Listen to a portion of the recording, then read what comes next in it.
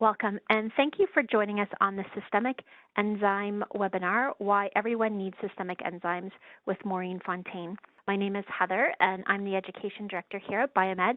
With Maureen, I'd like to introduce you to this really wonderful person. She's a wonderful human being that has so much to share and is such a lovely person to learn from. So I'm so thrilled that Maureen is going to be speaking about systemic enzymes because we do have lots to learn. So a little bit about Maureen. She has a quote that I really love. Let's dance with your shadow as you dance with your light, as they are the gift of your humanity. Maureen is very passionate about the language of blood, and she's dedicated to understanding the depth of offerings, especially within live and dry blood analysis and dark field analysis. Maureen also uses biological medicine and considers that the internal balance is essential to optimal health. Each and every nuance of our biology is an expression of an emotion. Once we translate the message, healing is possible. Other types of things that Maureen are doing within practice is she does the live and dry blood analysis. She's a master herbalist, ontological life coach, a spiritual intuitive. She lectures, she writes, and she teaches, including at Pacific Rim College on Vancouver Island. And then she also has a vast amount of clinical experience, and this is one of the things that I'm most excited to have her speaking today, is to learn about this clinical experience in reference to the systemic enzymes. So with all of that said, I'm going to pass everything over to Maureen, and we'll get started. Hello, everybody, and I'm always so thrilled to be here and share my passion for so much about biological medicine, and today especially the systemic enzymes. They are one of my favorites, and I've worked with them for decades. What I love about the offerings from Biomed is that they're super clear and they address all kinds of areas, and I'm going to get into those into detail. I love that I can evidence their efficacy in the blood, and of course I'm going to share a few of those pictures too.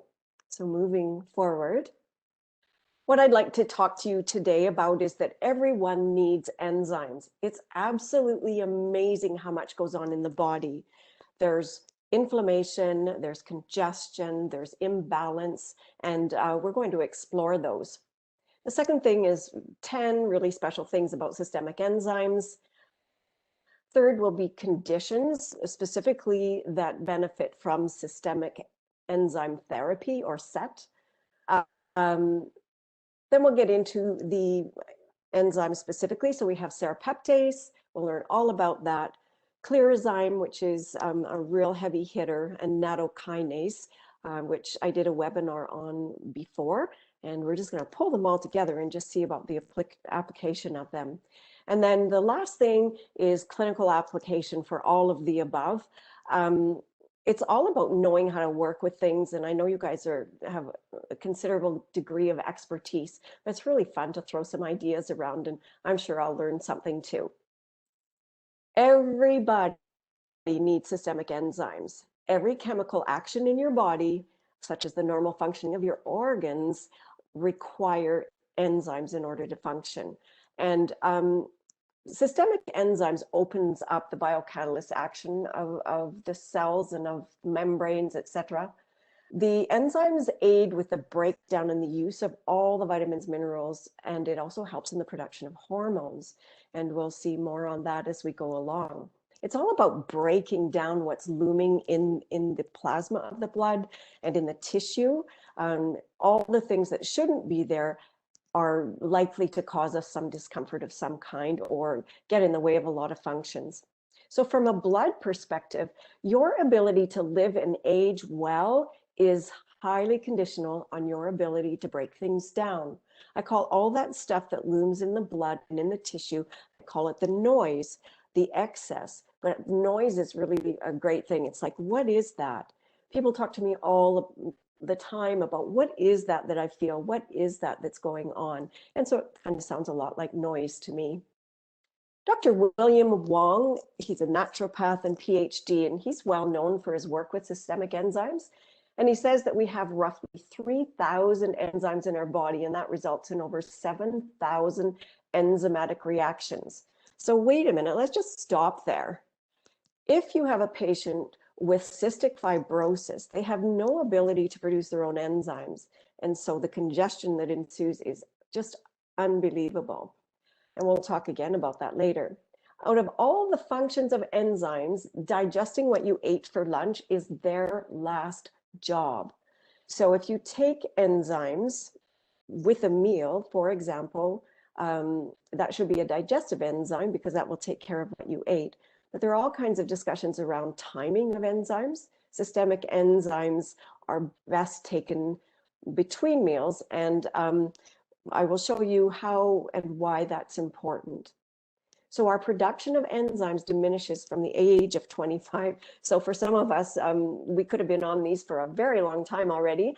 And for others, they're just getting started. It's one of those to keep in the back of your mind whenever you're developing a program for someone. Systemic enzymes indirectly support longevity and digestion. So the better we digest, the healthier the tissue and the longer the life. How you use them is the key. We have three categories of systemic enzymes: proteolytic, breaking down protein; fibrinolytic, which is going to break down fibrin; and mucolytic, which is going to break down mucus. So the proteolytic or protein-eating enzymes are kind of the biggest category of systemic enzymes, and they are one of the most important enzymes. What lurks in the blood is protein-based at all times. Cancer loves protein, as an example. Proteolytic enzymes and systemic enzymes, they're not the same thing. So systemic enzymes is the umbrella that embraces all. It's like the one that just holds the basket, holds it all together, and covers all angles. Systemic enzymes is the bigger variety of enzymes. And in the 1960s, we saw that German practitioners began to use proteolytic enzyme therapy to help all kinds of conditions. It's been around a very long time. So 10 things about systemic enzyme therapy. And I got really excited when I put these ideas together and was doing some research, etc., because man, it covers so many areas. So having been an athlete myself, I really do know that exercise creates injury. Where there is injury, there is always inflammation. But not exercising can also cause inflammation because of reduced circulation, low oxygen, and poor hydration.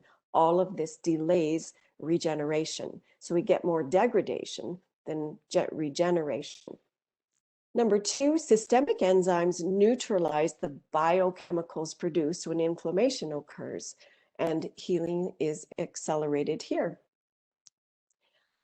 Number three, so when football players with ankle injuries took proteolytic enzymes, they returned to the field 50 times sooner than those who were not.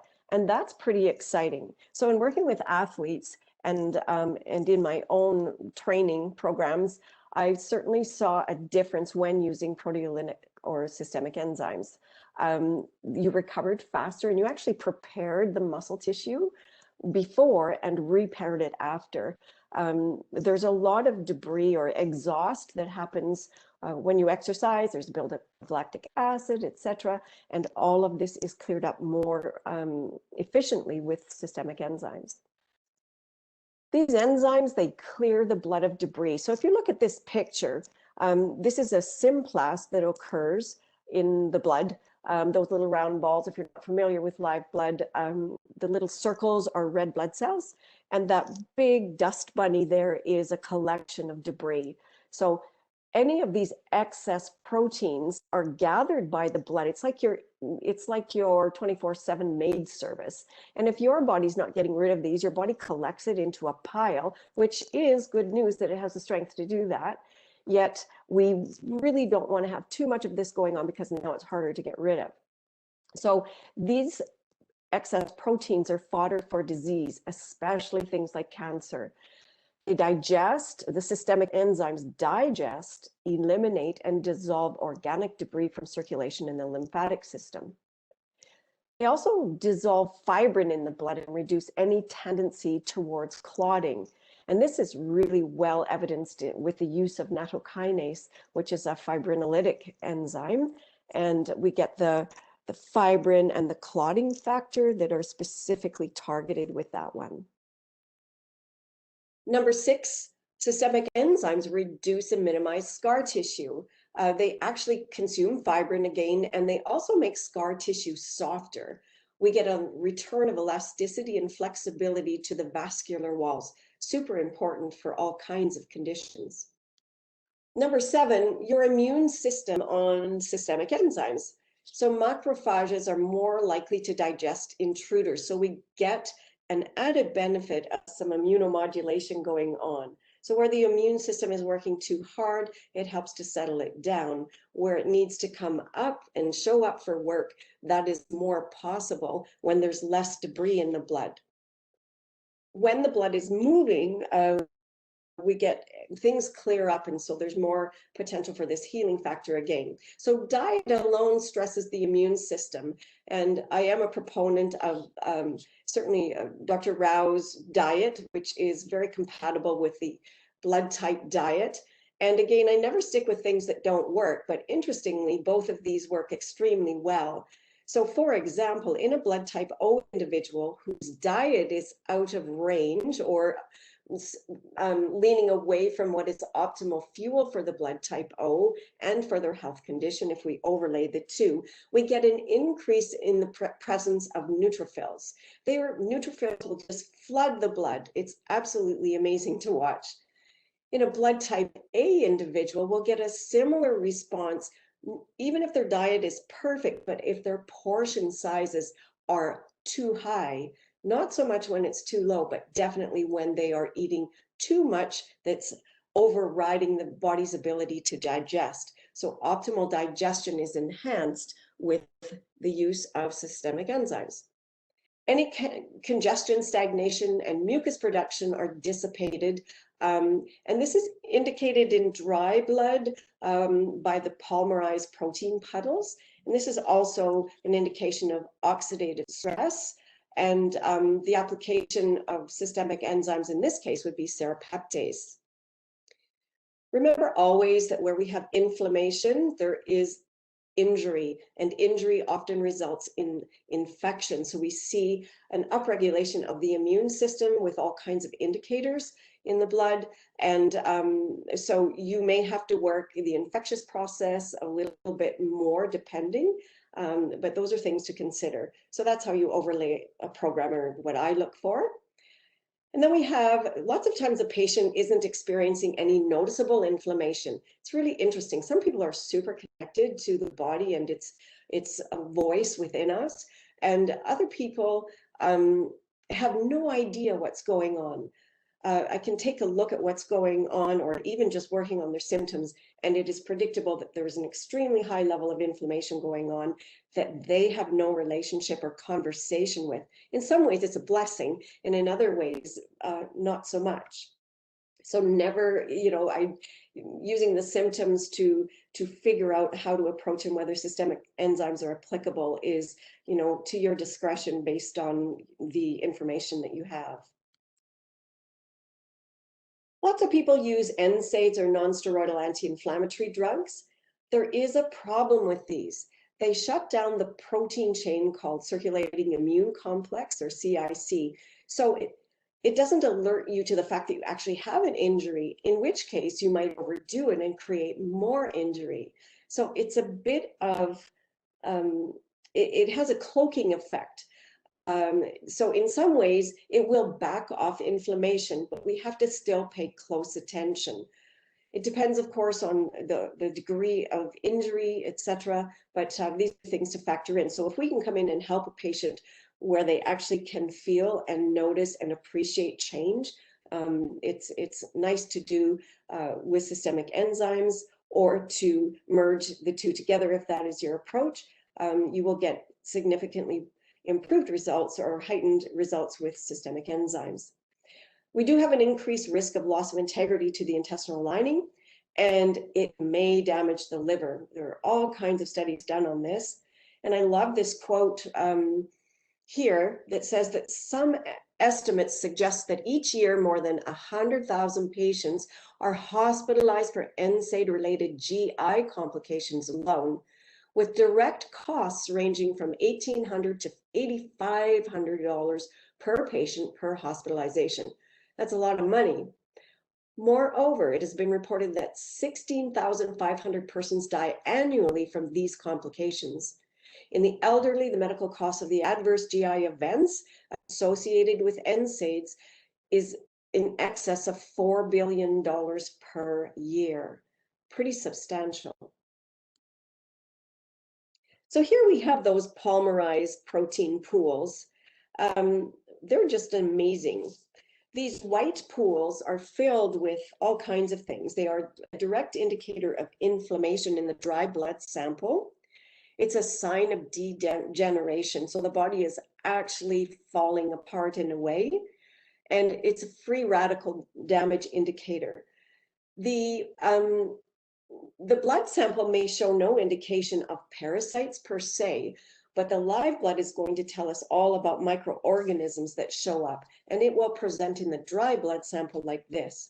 This is where toxins get trapped. We have trapped plasma proteins in the lymph, and within each of these pools is even a deeper picture of what's causing the congestion. And so the cross-referencing of symptoms, live blood and dry blood is a very powerful tool. Systemic enzymes, we see that bacteria, viruses, mold, and fungi are protein and amino-based. So the application of systemic enzymes is actually really super brilliant. They devour all that undigested protein and what feeds on them. And number 9, Peyer's patches are concentrated in the ileum, and they're central to the immune system. And that's where the T and B lymphocytes are produced. And systemic enzymes reduce circulating harmful proteins and debris that passes through the intestines. Symptoms of inflammation, allergies, sinusitis, asthma, and autoimmunity automatically improve. And systemic enzymes, and I really love this about them, so it's kind of a feature, is that they can differentiate between proteins that need to be there and what is foreign due to the lock and key mechanism. So there is no toxic dose, and they only eradicate what is harmful. All right, so it's always good to know what to do when. So this is a picture of when the application of the intestinal kit is important. This placement of this white polymerized protein pool in the middle of the dry blood sample shows the intestinal area. So this is showing someone who has fibroids going on and has a lot of congestion in the intestinal area. So this, for me, is a clear example of suggesting the intestinal kit. Using systemic enzymes with such an approach is absolutely applicable because that helps to dissipate and dissolve the protein, the residual protein buildup in the body and all the potentials that lie within it.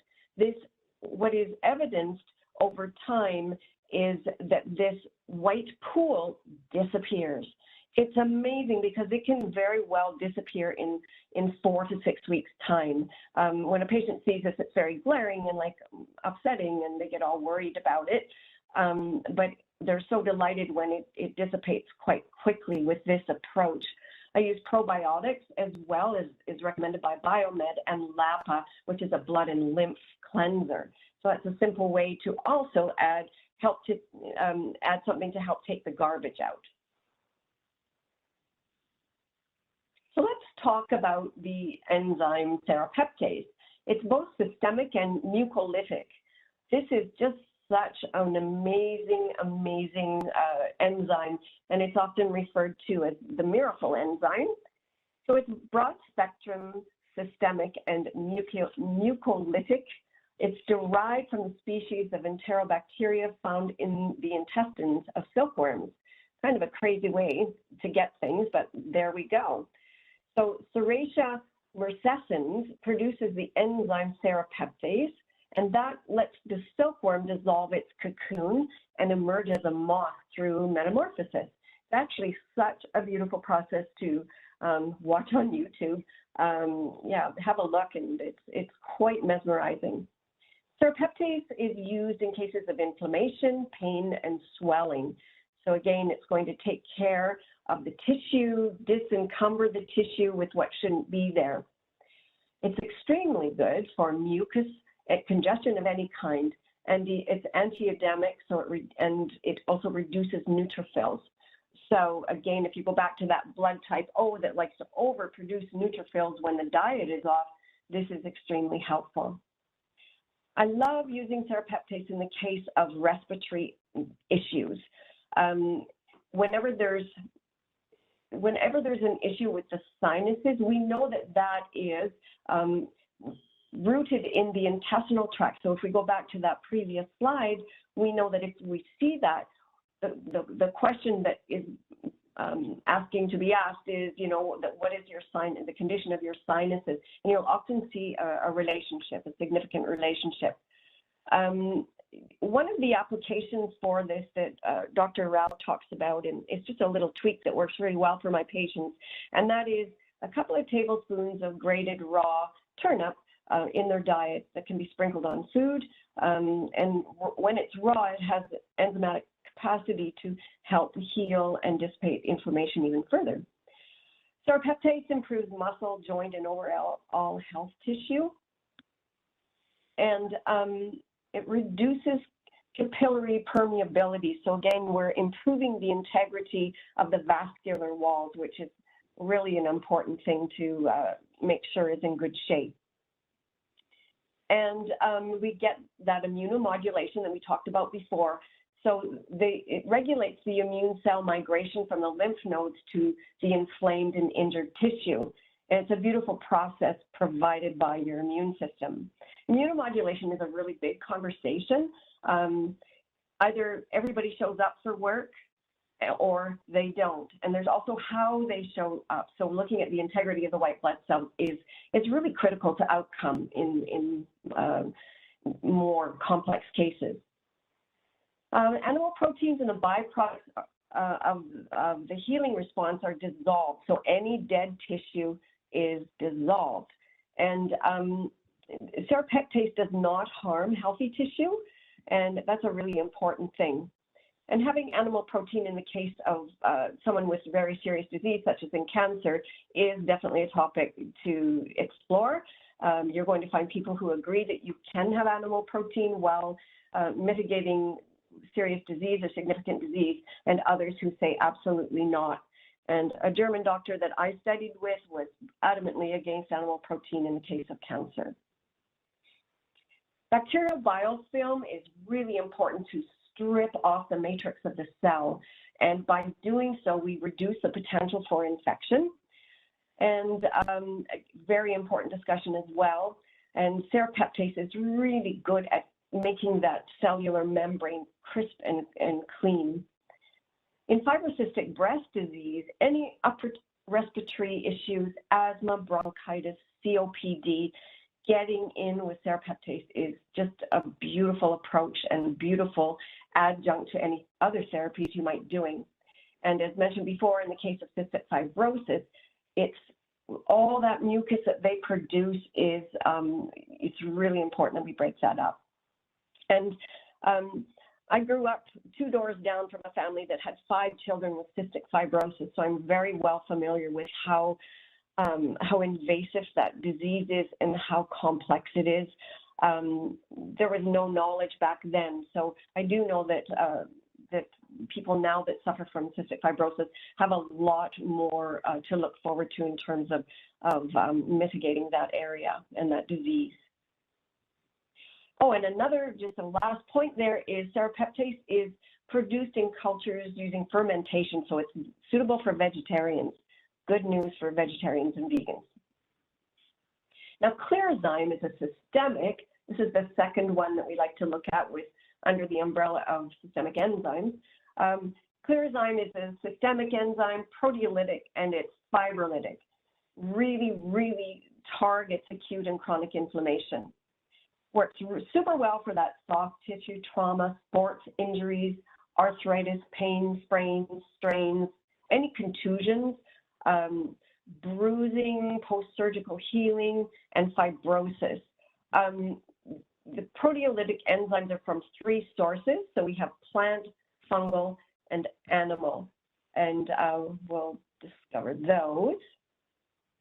And I just wanted to go back to the soft tissue damage. A lot of damage that happens with injury, whether it's a car accident or head injury or exercise, a lot of that is not seen in many modalities. So, you know, we can just tap into the symptoms that the patient is experiencing to determine application. So Clearzyme has some medicinal ingredients that are really essential to, and what makes it so amazing. So we have pancreatine, which is animal-based, broad spectrum, and it contains amylase, lipase, protease, trypsin, and chymotrypsin, and it aids the digestion of protein, fats, and carbs. I think that's a pretty darn good thing, that it can handle everything that is coming at the body. This alone helps those going through radiotherapy for head, neck, and uterine cancers because it breaks down any aberrant proteins. It has an analgesic effect and is anti-inflammatory. So again, post-trauma, post-operative application is a wonderful use for this. Papain is from papaya, and it is very good with any dyspeptic complaints, gastritis, and any parasitical infections. Peptizyme is the strongest of the enzymes, and it's more potent than just chymotrypsin alone. And then we have fruit bromelain from pineapple, which there's so much research done on each of these individually, but there sure is a lot on bromelain. It comes from pineapple, so it's good for those minor injuries, sprains, strains, muscle injuries, pain, swelling, and tenderness. It has this inordinate ability to target the pain wherever it is in the body, and there's some interesting studies done on how it just like goes right to the knee, and how it does that is just kind of fascinating. This is also very good with rheumatoid arthritis and always good for stomach upsets. It's used alone in whenever there's mammary carcinoma and any diseases of immunocytotoxicity.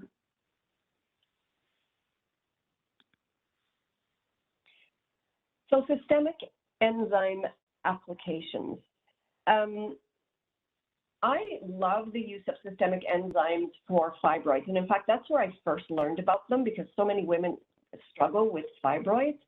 And fibroids alone limit vascularization. And the enzyme activity of systemic enzymes comes in and starts to dissipate and eat away and dismember the fibroid. It works. It takes a lot of time and due application, but it is totally doable. Cysts and PCOS is great as well. Fibrocystic breast disease, all these things benefit a great deal from systemic enzymes. And so I've seen women with breasts that are like bags of marbles have that all go away. And it's unbelievable. And it sounds like I might be exaggerating, but I have seen it. Interesting is that when you have someone with cyst fibroids or any kind of breast disease or breasts that are encumbered with cysts, etc., and fibroids, getting rid of coffee is super important and will accelerate any improvement. It's an important factor. This is also, systemic enzymes are also really good in endometriosis or any keloiding. Again, it softens scar tissue. With arteriosclerosis or any plaque, it actually comes in and helps repair the vascular walls, bringing elasticity and flexibility.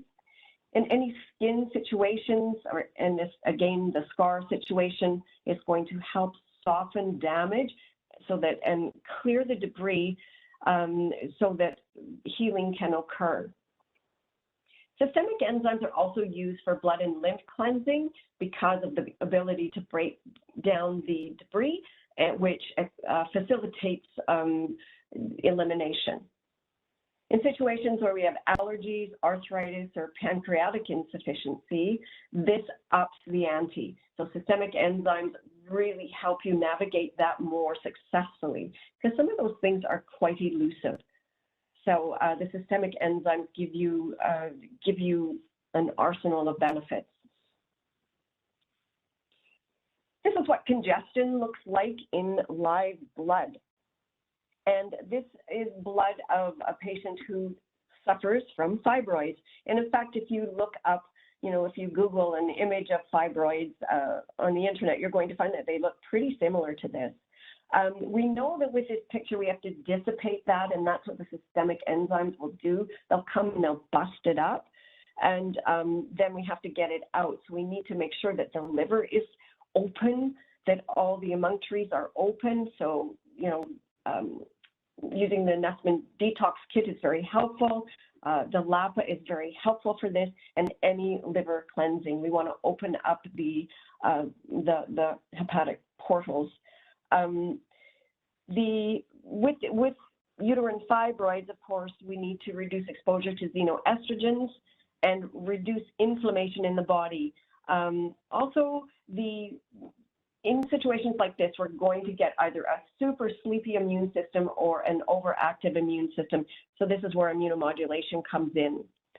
Coming in to break down the fibrin that we see in the background, not so much in this one, but it'll be in another one. Once we take everything out, the blood now has flexibility. It's more organic. It's more able to show up, and we get better flow. And interestingly, in some of the studies that we can also benefit thyroid function because it will also get rid of debris that may collect in there and create sluggishness. Systemic enzymes are incredibly good with your patient that is suffering from infertility. And there's, for any pelvic inflammatory diseases and PCOS, you can add things to that to help out. One of the things that I add is inositol, which works really well in those situations. Basically, you want to get into the liver, make sure that's nice and clean, and get your systemic enzymes in there. And how do I decide which one? It all depends on all the other cofactors that go with it. This is an image of breast ductal carcinoma. So, it's so frequent that we see this type of thing, or someone has a diagnosis such as this. Breast massage, lymphatic drainage, thermography is a great way if you have a patient who's wondering about this. We still need, regardless of the diagnosis, we still need to remove undigested protein, fats, salts, and sugars. So if you think about sluggish lymphatics, and they're kind of the viscosity of mustard, and it should be free-flowing, and systemic enzymes are brilliant at bringing flow back to the lymphatic system. It's an amazing side benefit. And again, I just love watching the change in blood with the use of these. And we can see that the lymphatic and the lymphatic is sluggish. We can see that the immune system is highly activated. And then there we get the upregulation of microbes. So here's the blood of a patient with breast cancer. So you can see the degree of the fibrin. It's just forming such a dense network that it's like nothing can breathe in there. And actually, when you gross the tissue, I have a friend who is a pathological assistant, and we would talk about this a lot.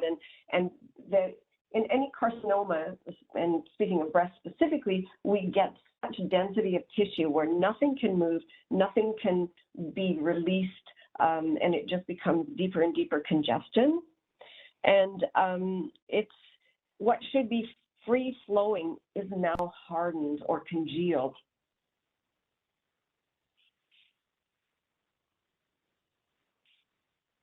I wanted to address head injury and the use of systemic enzymes. So this is a bit of a personal note, and I'm going to share it personally because, man, those situations make us really appreciate the effects of systemic enzymes. So my oldest daughter suffered a very severe and critical head injury when she was quite young, 7, and she's now 40, so this story ends very well. There was extreme swelling in the brain, as there is in any head injury, and the benefit of having head injury as a child is there's more wiggle room. Regardless, swelling and the buildup of fluids is critical to outcome. And those cranial plates get all messed up, they get locked, they get jammed, and that's actually a pumping mechanism for the lymphatic system. And so when you add systemic enzymes to a dire situation such as this, we take the fluid off the brain more efficiently. We reduce swelling in a very, very methodical way and a very effective way, and it ends in results that we never thought were possible. And not only have I experienced this personally with one of my children, I see it in patients all the time. So when we apply systemic enzymes, it's a beautiful adjunct. And I was using specifically Clearazyme, or a version of Clearazyme, because this was a lot of years ago. But I have such deep appreciation and gratitude for the power of this. And the sooner you jump in a situation where someone is injured, the better results you're going to get.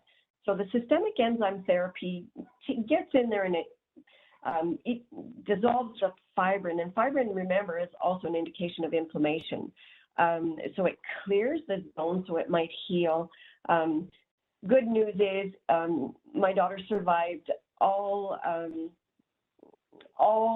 the people who said that she would not survive. So she's living a full life, and happy news. And indeed was deemed the miracle child. So I was extremely grateful for that. When we have excess protein floating in the blood, we see the absolute potential for the development of microbes or pleomorphic forms that live in the blood. So here you can see the white dots in the background in the plasma. Those are deposits of undigested protein, fats, salts, and sugars. That is another form of inflammation.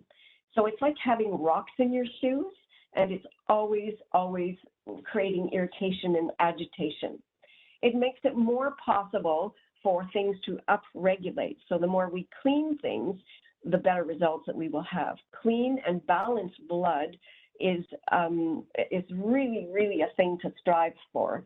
And microorganisms, as we see here, they thrive on your leftovers. So the more efficient it is, your digestive system, the more you can support the elimination of what shouldn't be there. So those kind of unwelcomed, undigested protein bits and from the digestive process or digestive exhaust, as we sometimes refer to it, the better results you'll get. The red picture there is the dry blood indication of fungus and parasites that may also be looming in the blood. So we're always looking for cleaning up. So let's talk about nattokinase.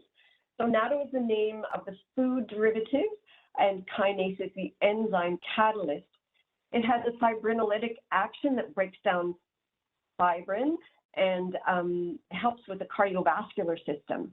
So fibrin in the blood and clots form, and they can mobilize when there's damage to the damage, and it releases plaques, etc. We get poor circulation, we develop vascular disease, and we can have serious consequences if things aren't attended to. And natto in the food world is referred to as stinky tofu. So it's really sticky and stinky. So I was very thankful that it is in capsule form. This is a picture of clotting and fibrin and the biofilm that would form over top. So biofilm is a real big deal and something that systemic enzymes are excellent at dissipating. So nattokinase is extremely helpful when the patient has a lot of blood clots and platelet aggregation. It comes in and dissolves that fibrin and fibrinogen. It's a natural blood thinner. Important here to note that if a patient is on warfarin or heparin, the study that is posted on the Biomed website has all the research there with respect to it being very compatible with patients that are on those kinds of medications. So that's like a breath, a relief. What I like about, and I'll just add this part here, what I like about nattokinase is the application is only one capsule at bedtime. So patients are always really happy to be able to have a simpler program. And the reason for the bedtime application is that most strokes and heart attacks happen in the middle of the night when the blood is really thick and encumbered. There's more of a tendency towards those kinds of things happening. So the more we can thin the blood, the better. And in a blood type B individual, their weakness is towards these kinds of conditions. One of the foods that does not work well with a blood type B is chicken, and I was not convinced that that was maybe a possibility, but I've seen over the years that it is indeed applicable. So when we remove chicken, the blood has less of a fibrin response. So for any cardiovascular or arterial health, this is great, really assists with blood pressure and is really good with diabetes. And in situations where your patient also has blood pressure issues and diabetes, you can layer this with Sal tonic, and this accelerates your outcome. It improves blood and lymph viscosity, and there's less stickiness in the blood, less rouleau in the blood. It dissolves that matrix of the bacterial biofilm, which is indicated in the picture to the left, and it's a beautiful thing to watch this all go away. By doing this, you diminish any potential for infection, which means once you get rid of stuff, there's less debris to form things like cancer and tumors. Fewer fibroids and cysts are possible, and we get the added benefit of immunomodulation. Here is the blood picture of a smoker. This person smokes 2 packages of cigarettes a day. So on the left, we see how fibrin comes in this webbing network starts to take over. This can grow considerably in live blood. You can watch it grow.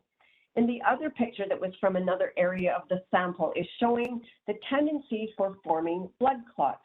We know that smokers are more prone to stroke, and this would be one of the indicators of such.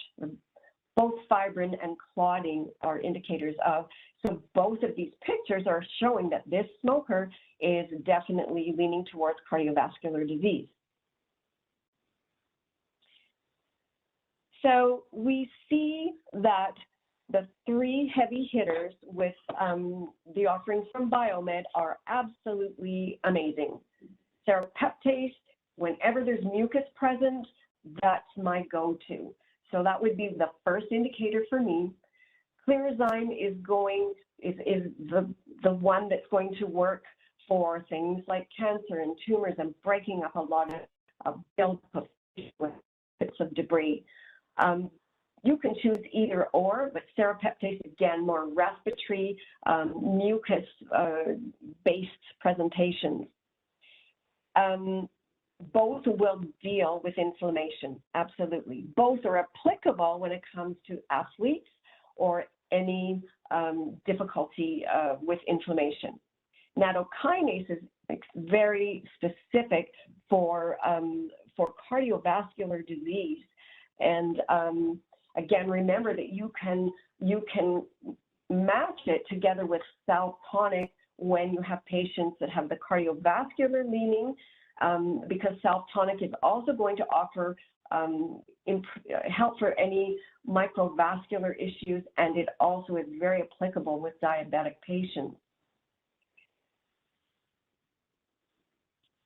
So clinical considerations, man, there are so many. Systemic enzyme therapy is appropriate at any point in treatment. It will accelerate your program. It will simplify complexities in your program. Diet, of course, is really, really foundational and important. If you're not familiar with this, the Swiss diet, I forget the name of that book, but I think it's the Swiss diet with Dr. Rao. Beautiful approach. There will be some things that you agree with or and disagree with, but mostly it is an amazing foundation, and it makes perfect sense. I always say that diet is 80% of how you get better, and the other 10% is what we put toward it, and that includes our attitude towards it and our desire to be well. The second most foundational thing in my practice is pH or milieu therapy. I am a huge fan about this and incredibly passionate about it. It is going to improve your patient's ability to heal significantly. My triangular approach, or the three pillars, is your Pleoalcala, basic tab or powder. Those kind of the same, and that's a whole other discussion that hopefully at one time we can address pH therapy, because we've talked about that, and I'd be excited to share some thoughts. And also the application of Pleocitro and Pleosanubis. All of these things work together to balance that pH and the milieu. It's amazing. This gets the pumping mechanism on the cells working, and a beautiful, beautiful place to start. Now, when it comes to number 3, 4, and 5, decongestion, inflammation, and immunomodulation, the beautiful part is decongestion and inflammation and immunomodulation may all rectify once you change the diet. They for sure improve vastly with the application of pH therapy. Now, we might have to come in and decongest further, which is so doable with the Nessman kit and LAPA, which is the blood lymph cleanser. And we may have to get in and target specifically, the kidneys or the liver or the lymphatics further. But again, you will adjust those things as you see it is appropriate to do so. We may need to, number 4, come in and continue to work the systemic enzymes more directly. And again, we can adjust dosing as we go to match the situation. In some cases, we will have to come in and do some immunomodulation, and that immune system sometimes needs some tender, loving care to wake it up and support it and build it. And again, so many things provided for you in the lineup from Biomed, and the Pleo formulations are brilliant for this as well. I like using the Sanum remedies for the really sensitive patients and for deeper work. So I like mixing it all up, but it's absolutely a vast and marvelous collection of remedies and medicines that I'm ever so thankful for. And with deep gratitude for the opportunity to do this, even given our technological issues, I hope you got some value here. And I am deeply honored to be a practitioner. I am deeply honored to work with Biomed and with people like you that are in service of those who need our help. It's truly a privilege to do so, and a really great thing. And I just, in conclusion here, there was a patient I saw today, and I really feel that this will be my last little point, but it was important, is that the blood also holds emotional imprints. So the patient that I saw today, there was a collection of debris in her blood that looked exactly like a fetus. And I allowed her to explore what she saw, and she said, oh my gosh, I've had a miscarriage. And it was just an amazing moment for her. So if you never thought that emotion had no impact on what happens in tissue, this would have, if you were sitting in here, you would have seen that it's pretty powerful. So what I know Heather is an expert on is the Rubimed programs. And if you ever feel that you can merge that sort of thing with your offerings, it's worth a consideration. Your patients will be even better. So thank you. Great. Thank you so much, Maureen. That was an excellent presentation, and the second half of the presentation really delivered wonderful information. It also brought up lots of questions. And so if you are ready to do some answering, then I have some questions for you. Okay, ready. Okay, and so there are quite a few questions around length of time for taking enzymes, dosing for enzymes, monitoring on when you should stop or slow down? Is there any lab tests that go around that? So I'm going to just ask through those questions first, and then there's a few things that are a little bit more specific and more condition specific. Okay, so the first question is from Julia, and she asked, how many months can a systemic enzyme be used, and how do you monitor when you need to stop? Great question. So I always consider that it takes the blood 120 days to turn over. So it will be remade in 120 days, in which case we know that we've had 4 months of opportunity to flush aberrant proteins out of the body and to dissipate debris. And when you do so, you reduce inflammation. So I go with a 3 to 4 month protocol. Some will respond even faster, but that's kind of my timeline on that. Okay, that's great. That's really good advice. And so with nattokinase, can you use it for more than 3 months? And is there any concern about making the blood too thin? And well, in my research, I have seen that in elderly patients, it's quite applicable for long periods of time. And I haven't found any, and Heather, you might know this better than me, but in my research, I haven't found any contraindications. But what I like to base some of my decisions on is how the pH is rectifying, because depending on how pH is aligning will indicate that the body is still building from debris, building, little pockets of debris and allowing for potentials that shouldn't be there. So as that aligns, and if your pH is stable, then we know that this process or this kind of naughty behavior in the background is less likely to be happening.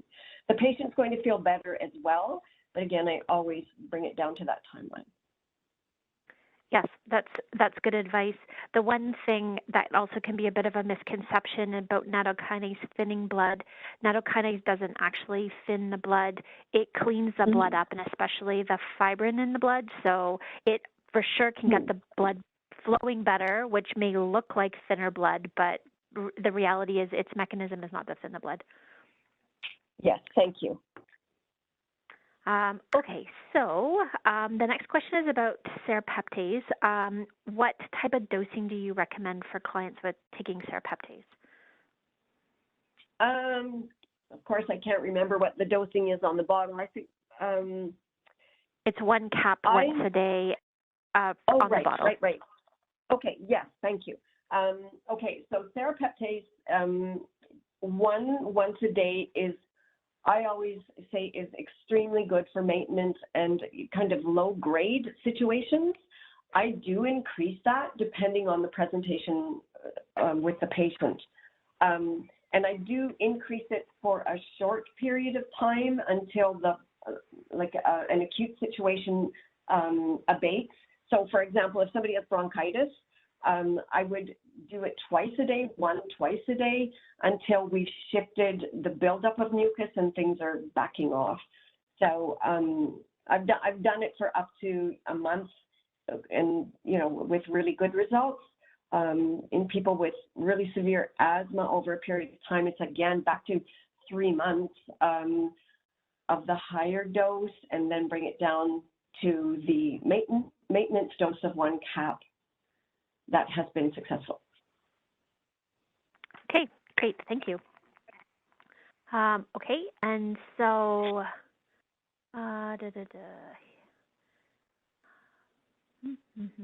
just filtering through. Okay, just before we get into more specifics, there's just in the chat room here, one more question about, okay, managing this. Here we go. There's one more question about enzymes. Okay, so Brenda asks, and this is a bit more of a general, can you provide the idea of quantities of enzymes that might be required in order to accomplish healing? And so I'm not sure if she was what specific type of healing. And I do believe you did talk about the blood and kind of a 3 to 4 month therapy. Anything to add to that? Okay, and these are really great questions. And honestly, it took me a long time to kind of figure out what to do, so I appreciate that it can be a bit confusing. So let's take, okay, I'm just going to go into Clearzyme for a minute, because Clearzyme is what I use for things like cancer, tumors, fibroids.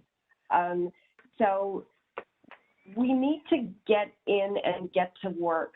So I tend to go a little bit higher, and so I apply these, I dose between meals so it can get in to the blood when there's less noise in the blood. We're not mitigating lunch or supper or breakfast or your snack.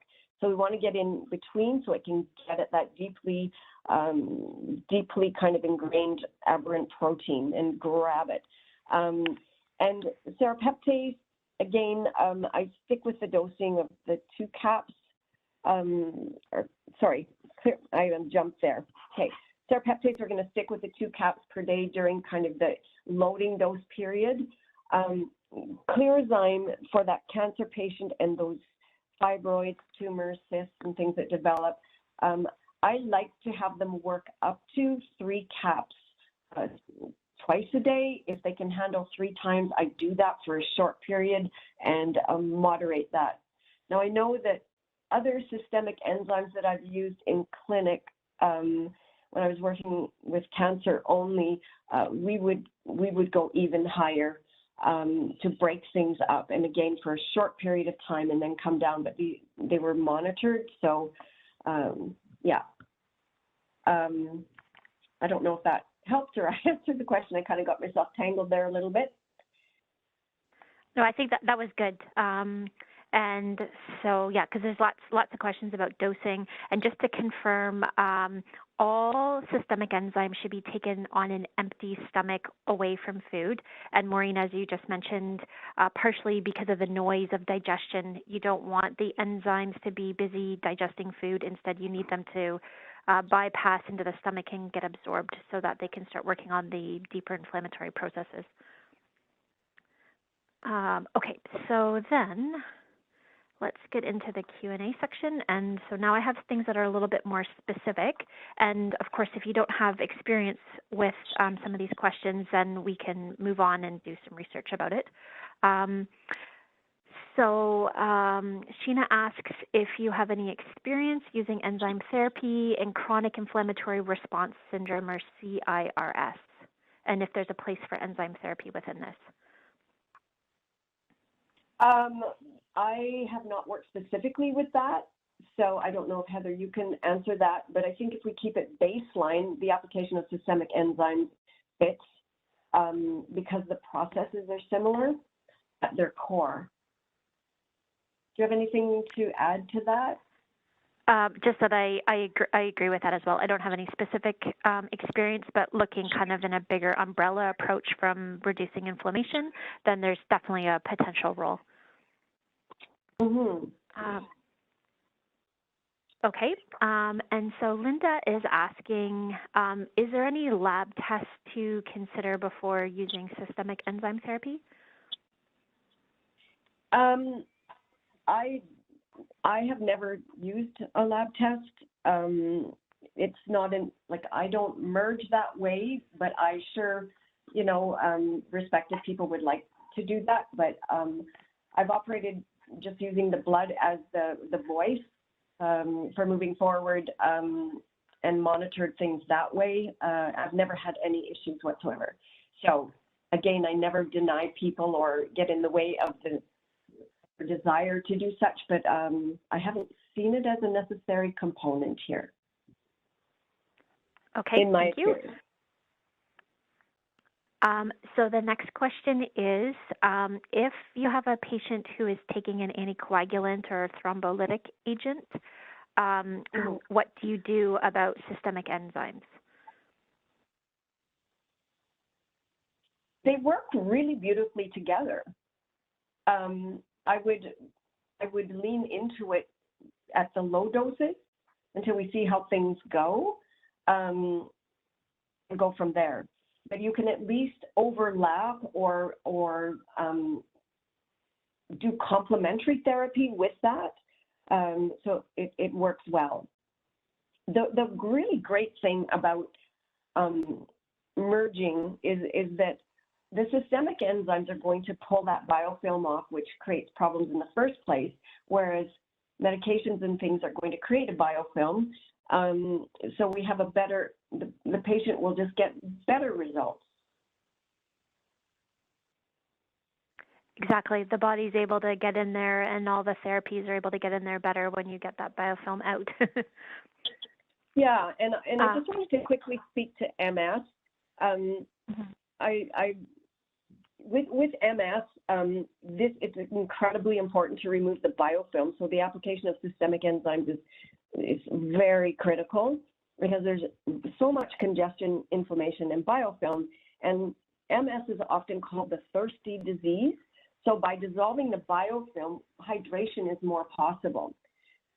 When you couple that with the pH therapy or the milieu therapy, we get a proper pumping mechanism occurring in the cell. So good nutrition in, and any excess debris is eliminated and then dissolved by the systemic enzyme. Okay.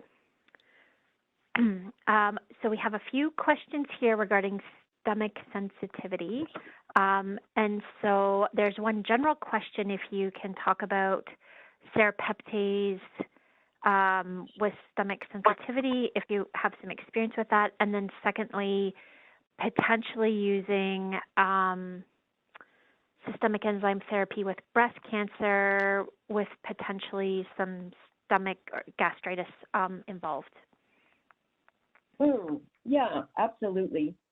When people have, a tendency towards stomach upset, I would just buffer it with a bit of food. I know it's better, but if you buffer it with a soup, like a clear soup, like in Dr. Rao's book on biological medicine, there's a lovely soups there, the alkaline broth. We have some other soups in there, so that's a really good way to kind of buffer that without creating too much, interference. So that's a way, and start really in tiny ways.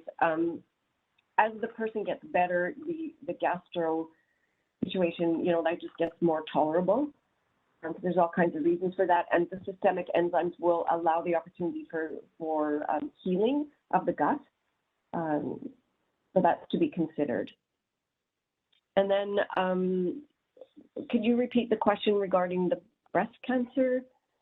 Oh, so it was about talking about systemic enzyme therapy to give it to somebody who has breast cancer but also has severe gastritis due to chemotherapy. Oh, yeah. Yeah, it's a tough thing. I've had breast cancer patients open a capsule and just hold it in their mouth, just a pinch in their mouth, or swallow it, just a pinch in a bit of water, and keep graduating them up. Sometimes we have to really take, it's like feeding a little bird and do it, these little doses of, if we're going to use just one capsule and take that one capsule and microdose it throughout the day, that seems to work really well in that compromised patient. Over time, the gut will feel better, in my experience again, but again, that microdosing is a way to kind of traverse that complication. Okay, great. Thank you for that advice. We've got a really good question from Sophia. What I'm going to do is I'm going to leave that question to the end because it's a summary question.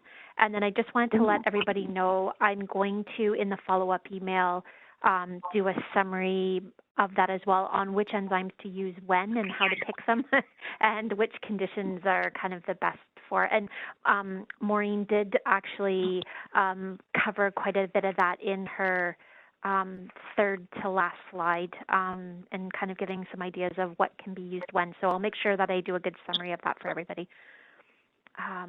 Okay, is there a systemic enzyme that's best to be used in autoimmune disease? In autoimmune disease, and that's such a great question, like, what do you do? In autoimmune disease, if the patient is presenting with a lot of mucus, then Serrapeptase. If it's more pain and inflammation specifically that they're experiencing because of the immune system, I just jump in with Enzymes. Okay, perfect. Okay, what about, do you have any experience using enzymes with lipomas? Oh, yeah, absolutely. And again, I go to Enzyme because it busts up gatherings. So when we want to dissolve that, and, you know, I know there are some studies with Serrapeptase and being able to do that. I do lean more into the Enzyme. Quite frankly, I don't think you can go wrong, but you would have to, if you wanted to make a list of symptoms and match them against, you know, the particular benefits of each enzyme, you will have your answer. And I always like to remind people you can't go wrong. You just can't, because it's amazing. Both of them are amazing. Yes, nature's wonder in medicine in a lot of ways, and inflammation being the root cause of so many issues. Oh, 100%. Okay, so we've got a few more questions here, and so we'll make this a maximum of 5 more minutes of answering. So have you any experience using systemic enzymes in pregnancy or breastfeeding? Oh, beautiful, beautiful question. Yes.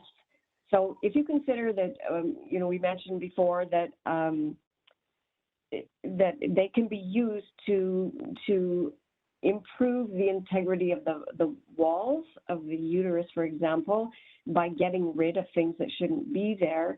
So we see, you know, so that's why it's applicable in infertility. So it is going to help someone become pregnant because we have cleaned out the area of any aberrant debris. So that's really great. And in pregnancy, it can also be used with to sustain the pregnancy. So women who have a tendency to miscarry, this is helpful because the uterine walls are just that much better prepared, and that makes the fetus more sustainable. I know that in the studies it does suggest that you work with someone who has a lot of experience with fertility, but it is absolutely not harmful in anything that I looked at. And it also helps post-pregnancy or postpartum to clean things up and help you get back and normalize. So it's beneficial, yeah. Okay, which is great thank you. Because it's just so great because pregnancy just, you know, kind of strikes everything off the list of what you can do to help yourself. But, you know, yeah, so it's pretty exciting. Okay, so talking about the uterus still, any tips for treating a very large uterine fibroid that is 12 centimeters, a 12 centimeter uterine fibroid? Amazing. Okay, well, there is hope. Again, diet is going to be really critical here. So, for example, you know, no coffee, no dairy, no sugar. It sounds like I won't be your friend after I say all this, but it's so important that we just get down to really basic things like the alkaline broth that Dr. Rao talks about so much, and the things that he recommends in his diet. I'm even a little bit more strict than he is sometimes, but it depends on the magnitude. I also want to get into the liver and blood cleansing, which is going to be detox, so the Detox Kit. I've also seen really nice effects with the female tonic added in this situation as well. Just cleanse. Anything we can do to balance those hormones, and then get in there with the systemic enzymes to continue to help break it up. So the Clearzyme in this case is the application, and I actually, I get up to, with this situation, where you have a significant growth, I may even, go a little bit higher with application, but you want to be in close touch with the patient just to make sure they're feeling well, because if they're not eliminating well, that's, we don't want to detox too quickly, because it is a form of detox in a way. Mm-hmm. Okay, talking about detox, for the smoker slide that you presented, yes.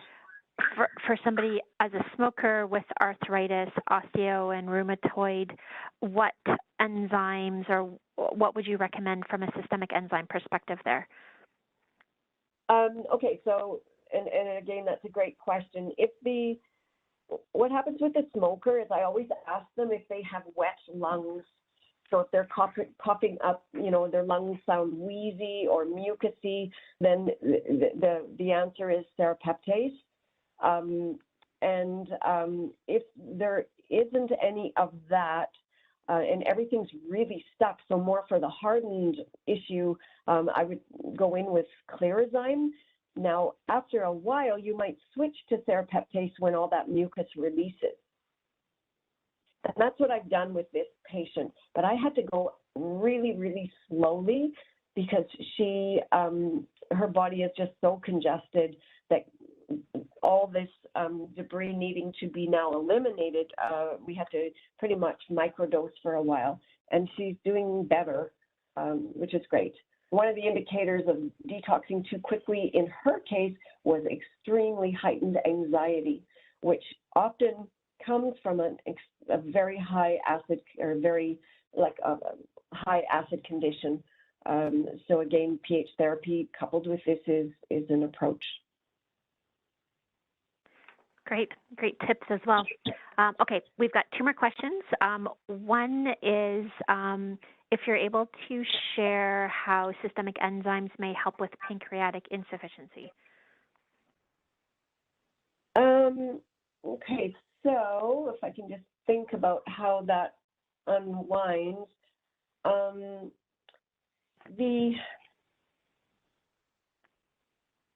I'm not an expert when it comes to the pancreas specifically, so I don't know if you can help me with this, Heather. But again, if there's insufficiency anywhere, we can assume that there's congestion, biofilm, or things growing and hiding out. So again, the simple answer is that if there's insufficiency, we're going to clear that biofilm, in which case we release anything that's encumbering the organ.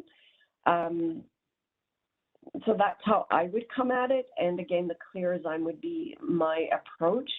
In an organ such as the pancreas, from what I know from my experience, is that we get, the congestion becomes almost hardened. And we can get scar tissue in there. So that would be the application of Clearzyme. I would, agree to that. And pancreatic insufficiency a lot of the time has an inflammatory picture behind it. So the enzymes would be helping with that. And then in addition, the enzymes, especially the pancreatin enzyme, yes. Helps to boost the pancreas a little bit. If the pancreas isn't able to produce enough of the enzymes on its own, then Clearzyme with the pancreatin ingredient will help to actually be like a supplemental enzymes just to better improve digestion overall. Nice. I do remember Dr. William Wong. This was when he spoke about the enzymes years ago, and this is where I originally learned about systemic enzymes. The one fact that he stated, which has stuck with me always, is that we have a limited amount of systemic enzymes, or these more kind of anti-inflammatory proteolytic enzymes, in the body. And so as we age, our supply and stock depletes.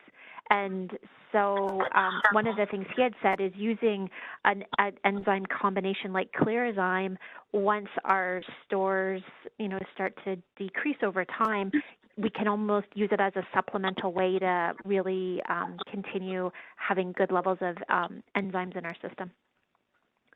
Absolutely. And he said somewhere too that after a certain age, like we should have a tablespoon of enzymes and we have like a few drops from an eyedropper. So, we do need a lot of support. And I've done a lot of experimentation with blood and the use of systemic enzymes, and it's a champion. Each of them is a champion in its own way. It totally clears the blood of all that debris that I've indicated and shown you today. It's brilliant. I just think they're brilliant. And with that positive note, that leads us into this last question. If you're able to summarize using the 3 different enzymes, which is best?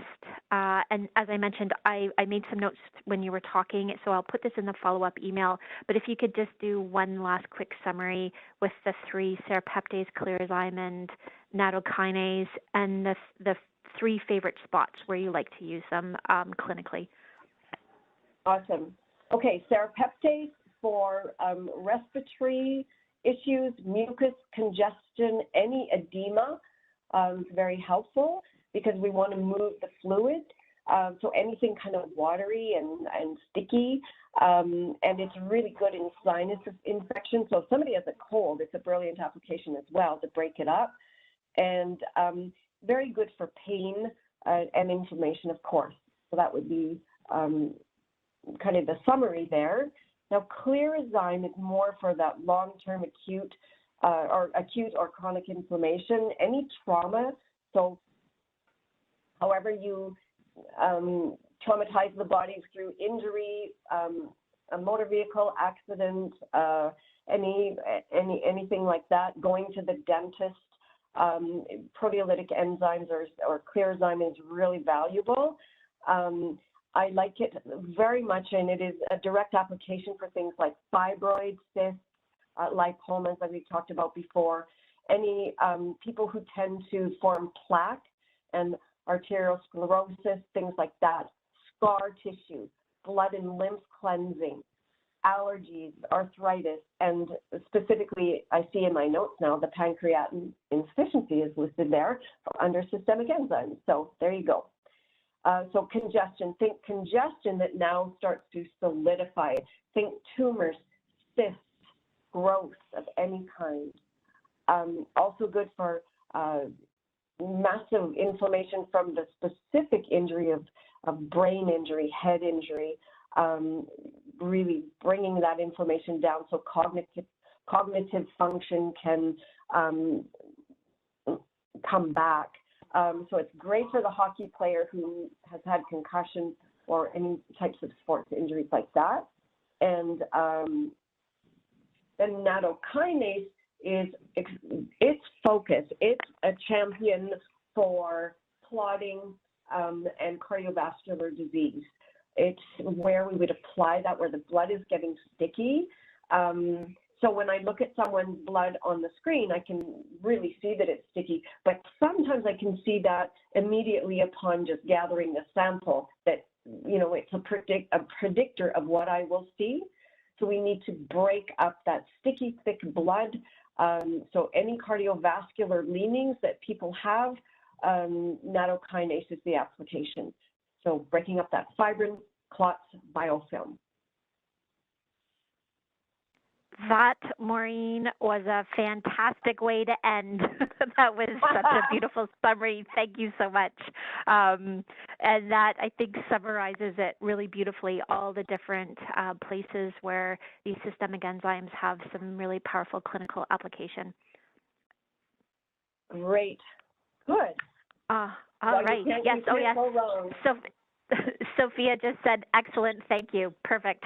Since that was her question, we got that answered, yes. And I'll take that in, I'll put it in the follow-up email so that if you didn't write furiously around it, then I've got that information for you. So, all right. So with that said, thank you so much, Maureen, for sharing your knowledge and your wisdom and your clinical experience, and also your unique approach when you're using live blood and dry blood and dark field, because it's a different window into seeing how things operate within the body. And so it's not just patient feedback, but you being able to see that the changes are actually happening. So that in itself is, you know, such a valuable window into being able to hear how you're able to see how the enzymes work within your clients. So thank you so much. Thank you.